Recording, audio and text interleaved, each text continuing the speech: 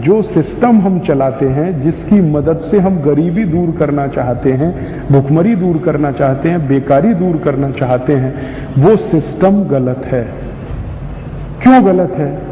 इसलिए गलत है कि जिस सिस्टम को हम चला रहे हैं वो सिस्टम अंग्रेजों ने बनाया था गरीबी पैदा करने के लिए, भुखमरी पैदा करने के लिए, बेकारी पैदा करने के लिए, मारामारी पैदा करने के लिए। हम दुर्भाग्य से वही सिस्टम को चला रहे हैं जो अंग्रेज हमें देकर गए थे। आप कहोगे अंग्रेजों ने कौन सा सिस्टम हमको दिया?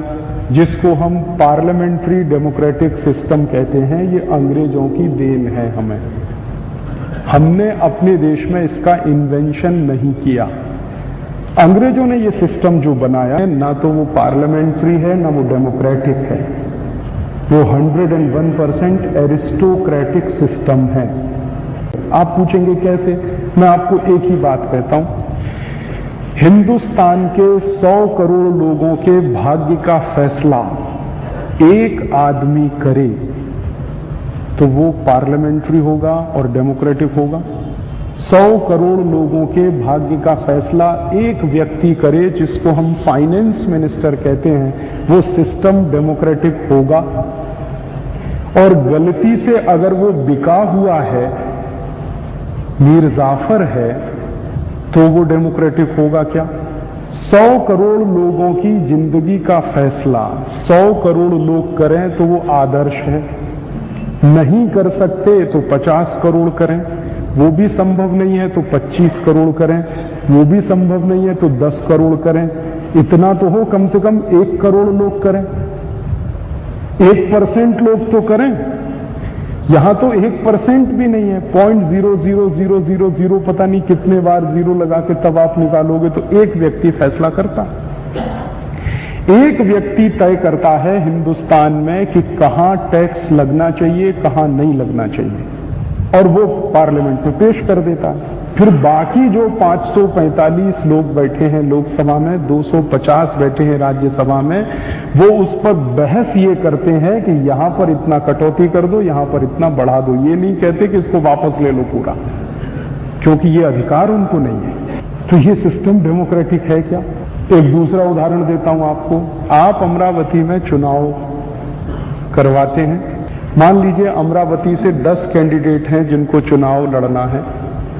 XYZ ABC नाम की पार्टियां ले लीजिए आप, 10 कैंडिडेट खड़े हैं। 10 कैंडिडेट को जब आप वोट डालने जाते हैं तो पहली बात तो ये कि टोटल जो वोट्स हैं उसका 50% ही कास्ट होता है। हमारी सरकार कहती है कि हर एक सीट पर जो वोटिंग होता है वो टोटल वोटिंग का 50% से भी कम होता है, एवरेज 50% के आसपास आता है। माने अगर अमरावती में हम माने कि 5 लाख वोटर मान लें हम, तो मात्र 2.5 लाख लोग वोट डालने जाते हैं। और वो जो 2.5 लाख लोग वोट डालते हैं उनमें से 10 पार्टियां हैं, 3-4 मेजर हैं, बाकी माइनर हैं।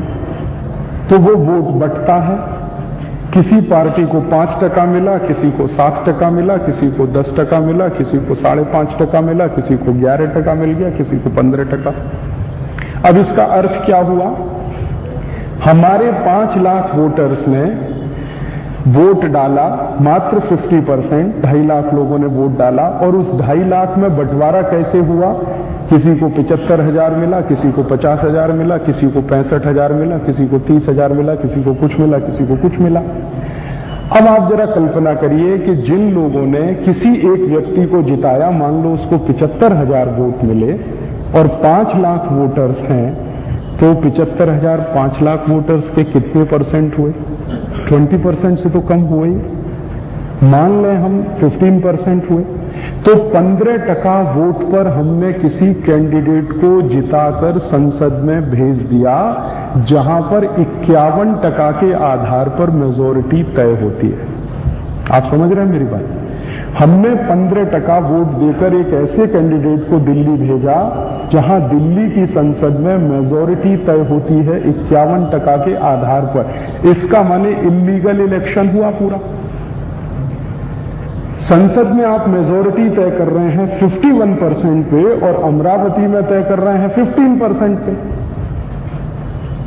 और इसका अगर उलट साइड हम देखने की कोशिश करें तो वो इससे भी ज्यादा विद्रूप है। वो ये कि 5 लाख लोगों ने अगर वोट देना था, उसमें से सिर्फ 75,000 ने किसी को वोट दिया। इसका माने 4,25,000 लोगों ने उस आदमी को रिजेक्ट किया। तो जिस आदमी को 85% लोगों ने रिजेक्ट किया, उसको आप अपना प्रतिनिधि कहते हैं और उसके हाथ में पूरा बजट दे दिया आपने कि 100 करोड़ लोगों का भाग्य तय कर दो तुम। है कहां डेमोक्रेसी? ये तो डेमोक्रेसी के नाम पे बहुत बड़ा फ्रॉड है जो चलता है इस देश में।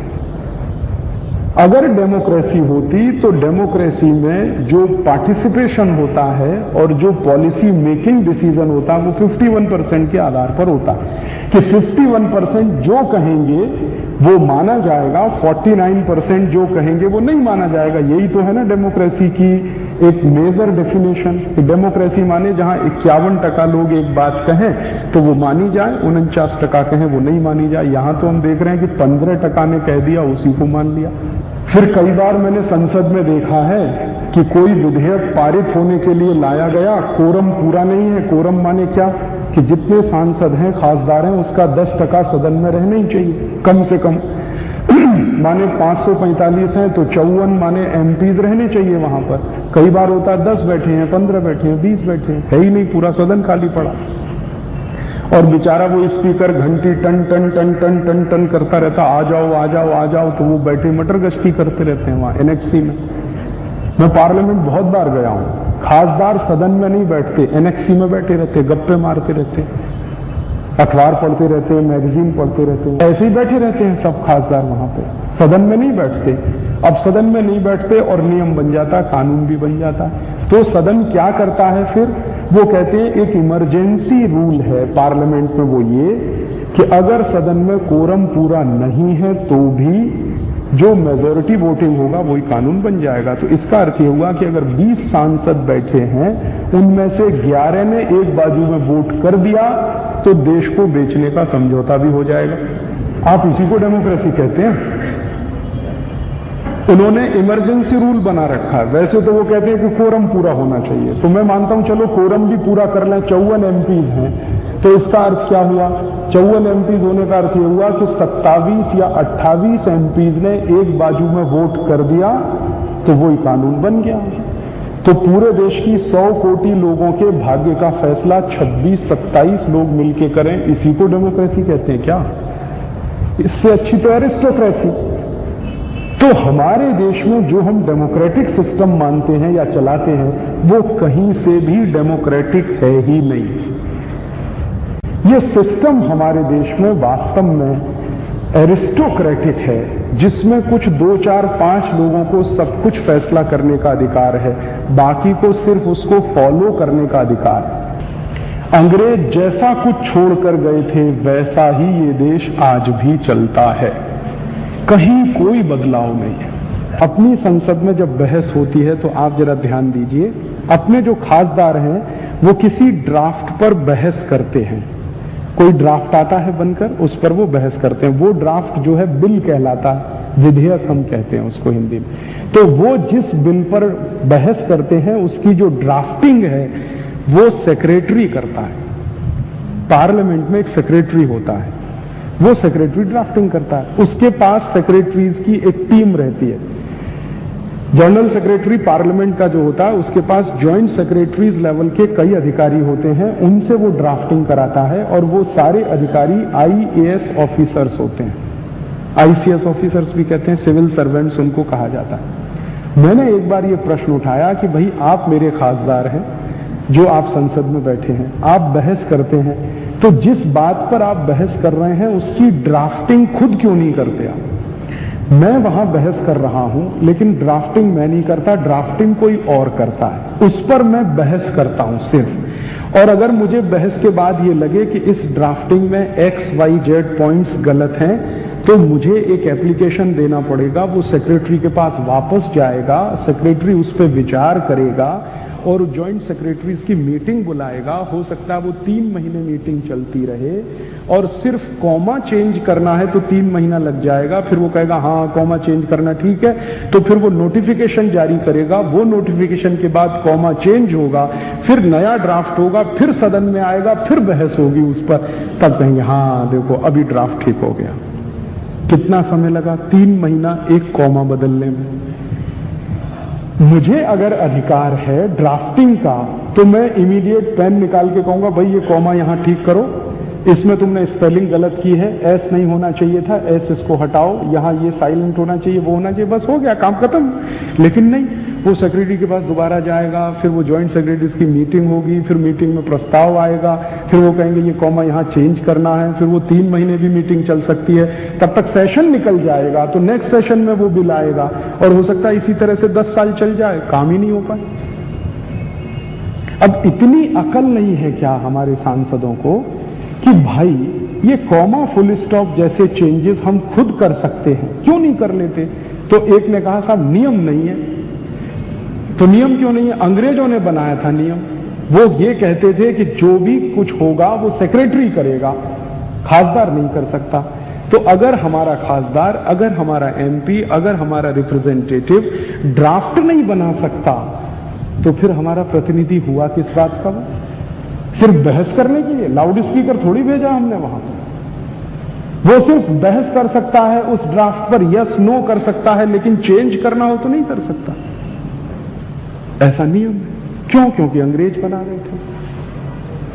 तो ऐसे हमारे देश में 34,000 नियम हैं, अंग्रेज बना गए थे। ऐसे ही एक और मजे की बात बताता हूं। आपके गांव में मान लीजिए कोई छोटे से छोटा अधिकारी गांव में कौन होता है? तलाटी कहते, क्या कहते हैं मराठी? पटवारी। पटवारी सबसे छोटा अधिकारी। तो आप जरा देखो ये सिस्टम क्या है। पटवारी जो सबसे छोटा अधिकारी किसी गांव में है, उसकी अकाउंटेबिलिटी किसके प्रति है? अपने हायर ऑफिसर के प्रति। और उसका हायर ऑफिसर एसडीएम हो सकता है, एसडीओ हो सकता है।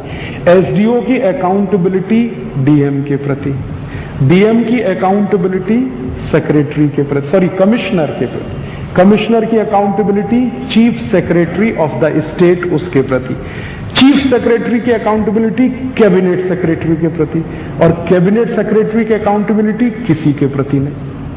हो गया कसम।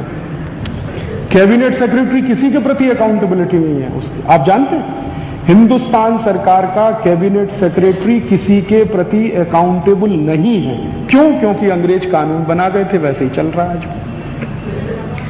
अब आप जरा देखो कि मेरा जो पटवारी है गांव का, अब उसकी अकाउंटेबिलिटी एसडीएम या एसडीओ के प्रति है, तो वो जिंदगी भर क्या करेगा? एसडीओ को खुश रखो, एसडीएम को पटा के रखो, क्योंकि वो उसकी सीआर खराब कर सकता है, उल्टी रिपोर्ट लिख देगा, प्रमोशन रुक जाएगा, ये हो जाएगा, वो हो जाएगा। उसको गांव के लोगों की चिंता नहीं है। गांव के लोगों से वो अत्याचार करेगा, घूस लेगा, रिश्वत लेगा, क्योंकि वो जानता है कि गांव के लोगों के हाथ में कुछ नहीं है, ना तो मेरी सीआर लिख सकते हैं, ना मेरा ट्रांसफर करा सकते हैं। तो उसको खुश रखना है एक एसडीओ को, एसडीओ को खुश रखना है डीएम को, डीएम को खुश रखना है कमिश्नर को, कमिश्नर को खुश रखना है चीफ सेक्रेटरी को, चीफ सेक्रेटरी खुश रखेगा कैबिनेट सेक्रेटरी को।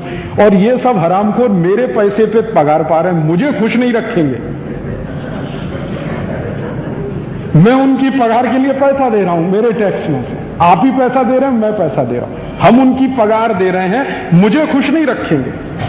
जिनसे पगार नहीं मिल रही है उनको खुश रखेंगे। क्यों? क्योंकि कानून वैसा है कि उनकी अकाउंटेबिलिटी अपने हायर ऑफिसर के प्रति। जिस जनता की सेवा कर रहे हैं उसके लिए कुछ लेना देना नहीं है, वो भाड़ में जाए, चूल्हे में जाए, मरे भूख से, कुछ भी हो जाए, हमारी अकाउंटेबिलिटी अपने हायर ऑफिसर्स के प्रति है। तो चाटुकारिता चलती है वहां पे, तो करप्शन तो होने ही वाला है। आप कैसे रोकोगे करप्शन को, जरा बताओ मुझे। तो सिस्टम ऐसा है अपना, और ये सिस्टम अगर इसी तरह से अंग्रेज चलाते थे तो उनकी प्रॉब्लम क्या थी? उनकी प्रॉब्लम ये थी कि 50,000 अंग्रेजों को 34 कोटि लोगों के ऊपर शासन करना था। ये उनकी प्रॉब्लम थी।